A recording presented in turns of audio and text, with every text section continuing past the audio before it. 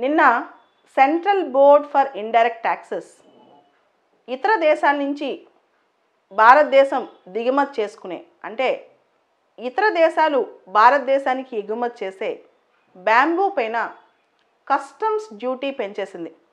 ఇంతవరకు బ్యాంబూ ఉత్పత్తులు పైన మనం 10% కస్టమ్స్ వేసేవాళ్ళం. ఇప్పుడు 25% వేస్తున్నాం.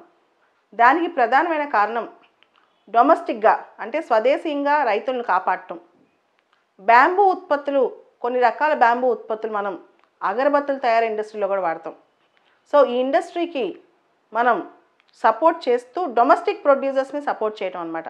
అంటే ఎవరైతే స్వదేశంగా బ్యాంబూ తయారు చేస్తారో వాళ్ళ దగ్గర నుంచి ఇండస్ట్రీ ఈ స్వదేశీ బ్యాంబూ కొనుక్కుని అగరబత్తులు తయారు చేయటం. ఈ విధంగా మనం చేసాం. అన్ని రకాల బ్యాంబూ ఉత్పత్తులు, ఒక రకమైన బ్యాంబూ కాదు, యూనిఫామ్గా అందరికీ ఒకటే ట్యాక్స్ వేసాం. ఏ బ్యాంబూ ఉత్పత్తి అయినా సరే విదేశాల నుంచి స్వదేశానికి రప్పించుకుంటుంటే దానిపైన 25% ట్యాక్స్.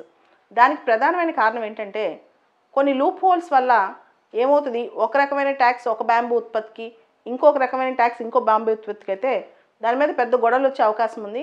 ఇలాంటి రూల్స్ మిస్యూజ్ అయ్యే అవకాశం ఉంది. కాబట్టి అన్ని రకాల బ్యాంబూ ఉత్పత్తులకి ఒకటే రకమైన ట్యాక్స్ వేసాం. ఈ బ్యాంబూ ఉత్పత్తుల మీద ఇంపోర్ట్ డ్యూటీ, కస్టమ్స్ డ్యూటీ వేసామంటే ఇది కేవలం బ్యాంబూ ఉత్పత్తులనే కాదు, ఇట్ షోస్ ఏ పాయింట్. దీనిలో మనకు ఒక పాయింట్ కనపడుతుంది. ఆ పాయింట్ ఏంటంటే ఇండియా ముందు ముందు ఎక్కువగా స్వదేశీ ఇండస్ట్రీస్ని కాపాడటం, ముఖ్యంగా విదేశాల నుంచి వచ్చే వస్తువులపైన ఎక్కువ డ్యూటీలు వేసి స్వదేశీలో ఇండియాలో ప్రొడ్యూస్ అయ్యే వస్తువుల్ని కాపాడటం, అక్కడే ఇండియా మ్యానుఫ్యాక్చరర్స్, ఇండియన్ ఫార్మర్స్ని కాపాడటం, ఇండియా కొత్తగా ఒక విధానాన్ని తీసుకురాబోతుందని అర్థమవుతుంది, అట్లీస్ట్ కొన్ని సెక్టర్స్లో. అండ్ లాస్ట్ 2 బడ్జెట్స్ నుంచి కూడా నిర్మలా సీతారామన్ గారు ఈ సిగ్నల్స్ ఇచ్చారు.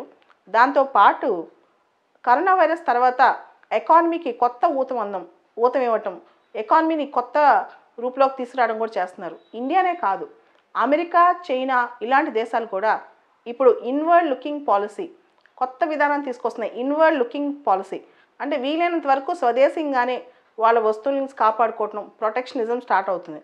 సో గ్లోబలైజేషన్ని ఇది ప్రశ్నిస్తుందా? కరోనా వైరస్ వచ్చిన తర్వాత ప్రపంచం గ్లోబలైజేషన్ వదిలేసి తిరిగి మళ్ళా ఆర్థికంగా, సామాజికంగా, రాజకీయంగా నేషనలిజం వైపే వెళ్తుందా ఒకసారి చూసుకోవాలి. ఎందుకంటే అన్ని దేశాలు ఇప్పుడు డొమెస్టిక్ ఇండస్ట్రీస్ని కాపాడుకోవడానికే పెద్దపీట వేస్తున్నాయి. అదే దిశలో ఇండియా కూడా వెళ్తుంది. ఇక్కడ ఒక బ్యాంబూ ఉత్పత్తులనే కాదు, అనేక ఉత్పత్తులపైన ఇక మీదట ఇండియా కొత్త పందాలు చేయొచ్చు. దాంతోపాటు ఇండియా ఇండస్ట్రీస్ని కాపాడుకోవడం, ఎంఎస్ఎంఈస్ని కాపాడుకోవడం ఇవన్నీ కూడా మొదలెట్టేస్తుంది. So it's a good signal for domestic manufacturers. కానీ గ్లోబలైజేషన్కి కరోనా వైరస్ పెద్ద దెబ్బ కొట్టిందని చెప్పచ్చు.